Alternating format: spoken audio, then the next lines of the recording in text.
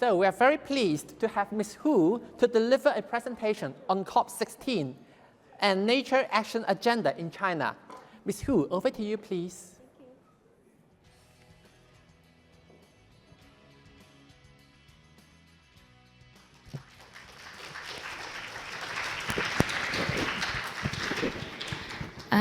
Thank you everyone again, and thanks Business Environment Council for inviting the World Economic Forum to join this great event.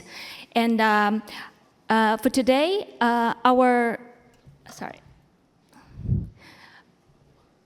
content will be a brief introduction of the forum and also dive into the nature agenda of the forum and sharing some insights and reflections from implementing the nature-related initiatives globally today. I guess you've heard about the Davos meeting, which is the flagship event of the forum happening every winter in Davos. And the official name of the meeting is Annual Meeting of the World Economic Forum. The next one will be January 2025. I've heard some questions when my friend know me that I'm working for the forum. They ask, are you preparing for the meeting for a whole year? I want to answer yes and no, because our founder, Professor Klaus Schwab, established the organization in 1971. At that moment, holding the vision of solving the global challenges in a multi-stakeholder collaboration approach, because Professor Schwab believed that not a single kind of stakeholder can solve the challenges alone. With that, our mission has been committed to improving the state of the world. You've heard that the global CEOs and public figures coming to Davos every year, but besides them, there will be also like experts and international organizations and global innovators, as well as youth, and for the past few years, indigenous people invited to this global summit to discuss about frontier challenges together and explore solutions together. Over the past 5 decades, the forum has been evolved from an event organizer to a much more comprehensive operating system for global cooperation. Besides organizing the flagship events, Davos, but also you may heard about the summer Davos in mainland China every year as well. And we also building vision-driven communities, including some, for example, the community I'm supporting called Champions for Nature, including ministers, global CEOs, as well as experts and indigenous people in the community to drive the nature agenda together. In the meanwhile, the forum also developing knowledge from the community engagement as well as implementing projects. For example, you may have heard about the Global Risk Report. Actually, in the past 5 years, environmental related topics have been on the top 5 global risks consistently, so which means that this environmental topic, including climate and nature, has been a very critical topic in front of all the global leaders. Now the forum has 10 centers organizing all our initiatives, our communities, and the interactions with a wide range of stakeholders. I'll come to these 10 centers at the end as well. Let's come back to the nature topic. I've got a great opportunity to interact with many business representatives these 2 days here, thanks to BEC's help. And I always heard that nature is a new topic, but is nature really that new? I want to question this. Over the past 2 days, I have heard many experts or business representatives, especially from the sustainability department, talking about the reality of that nature and biodiversity has been declining in unprecedented rate in the past decades. And thanks to Paris Agreement, we have the net zero as an ambitious target that calling for collective action to achieve that in the following decades. By achieving net zero, you may notice a different curve compared to the business as usual, but that isn't enough. To achieve the nature recovering goal, we will need much more effort. So by supporting the nature positive, we hope this can work as a collective goal for the nature agenda, driving the collective action just like the climate, just like what the different sectors of the society has been working on climate. Let's take a closer lens. From the Dasgupta review, it mentioned that from 1992 to 2014, there has been 100 increase in produced capital per person, a 13 increase in human capital per person.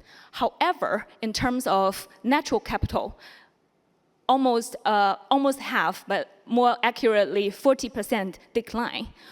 What does that mean for us? I believe many of the experts here already know this simple model a lot, but I want to mention that natural capital actually provides all the ecosystems services that supports our daily lives, our economy as a whole.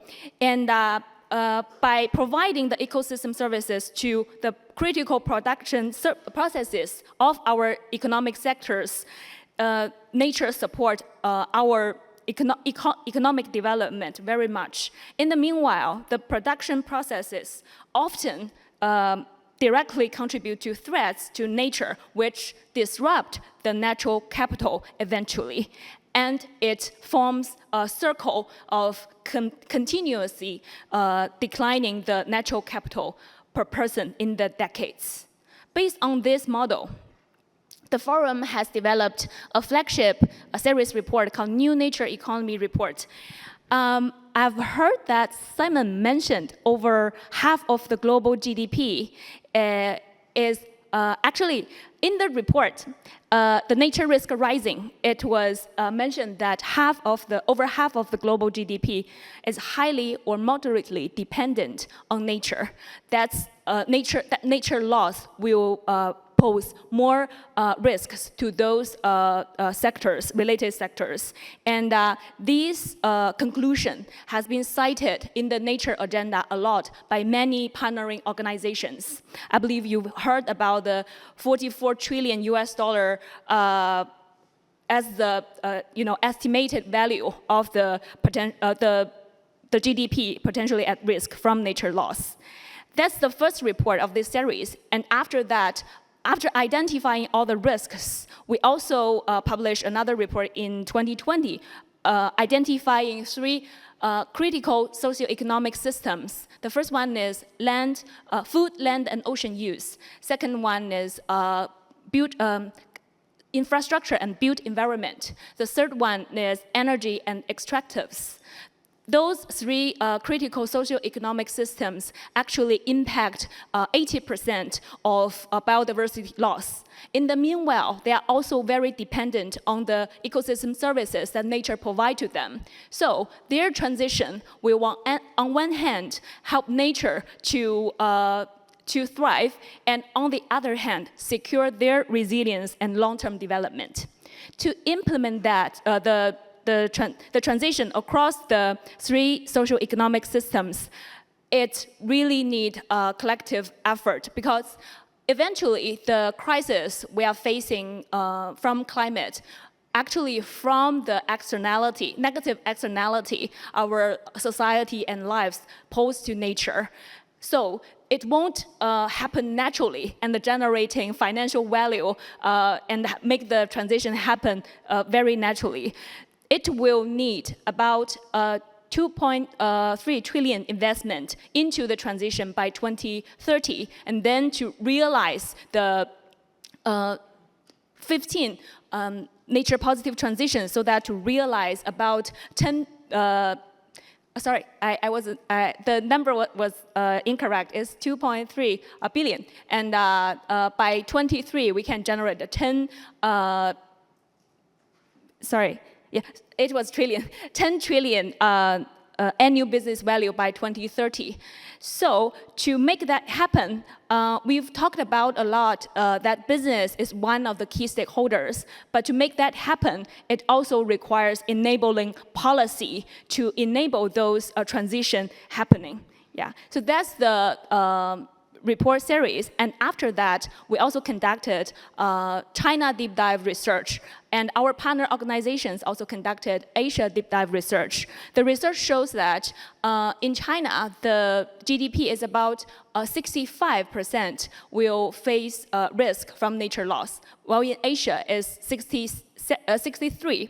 Both of the numbers are higher than the global average, which shows more urgent action is needed in our region. The direction seems already pretty clear, but what is the imperatives? I believe from many of the conversations today and also yesterday in other events I attend, we observed very obvious trend of having climate and nature discussed together and forming the synergy. In the past, you may observe from this slide that many key milestones happened for nature in the past 4 to 5 years, and catching up with the pace of climate action. And now we're observing convergence between the two agenda, and even beyond, actually. You may have heard about the plastic treaty in discussion, and also the ocean treaty. Yeah, and now with ISSB working on the new standard on biodiversity, ecosystem, and ecosystem services, hopefully, it will further unifying the practice and the information that business or other kind of bodies can disclose for this agenda. These slides shows the different forces that calling for business action in the past few years. I want to also highlight that, as some of the speakers also mentioned just now, that China published the updated the NBSAP, I think in December, and published in January 2024, including business and biodiversity as one of the priority action. And this year, another, I think, highlight news is also the major stock exchanges publishing the trial sustainability reporting guideline. And the Ministry of Finance of China, I think in late May, also published that by 2027, hopefully there can be a national sustainability disclosing guideline published for consultation, with the aim of having it completed by 2030. Which I think shows more ambition of unifying the sustainable development practice, as well as how to disclose all those informations. And hope all the guidelines can be further aligned with the global standard to cultivate more collective action between China and the world, and also across sectors. Come to the question I just asked, is this nature topic really new to us? From the implementing the project I just mentioned called Sector Transition to Nature Positive, I observed that many companies already set targets related to climate, certainly, as well as mentioning their practice on water management and resource management, as well as some pollution management. So all the practice actually having an interaction with nature through the 4 realms, and through the 4 realms, it also have an impact on biodiversity. So with that, I believe all the sectors has interactions with nature, and so has the linkages with biodiversity.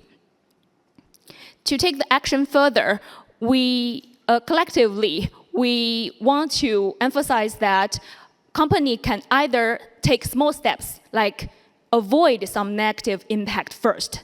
If there much more effort can be paid, that would be much better. For example, like reducing negative impact and reducing resource consumption.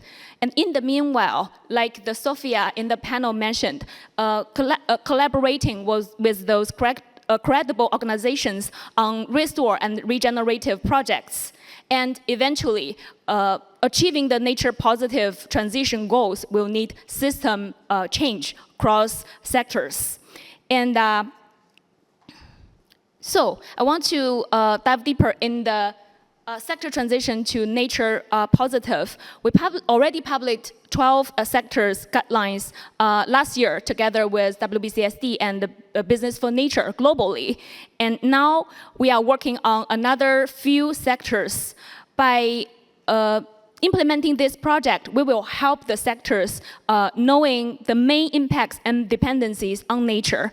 And by having research and consultation with the sector players, we will give 5 priority actions that every sector can refer to it and take action.